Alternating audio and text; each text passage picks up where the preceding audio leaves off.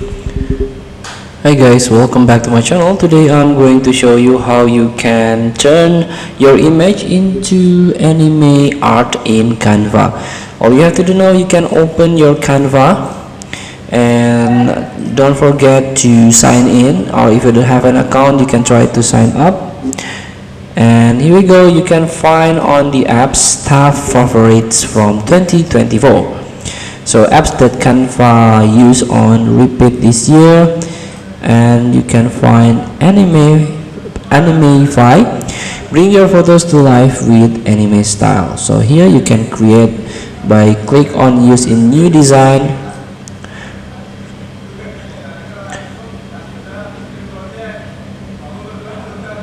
and here you can choose file, you can upload your image.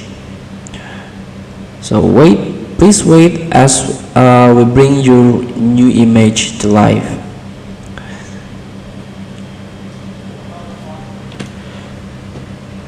And here we go, this is the anime picture that Animify generate, and this is the real picture, and this is the cartoonized or Animify pic. So see the difference?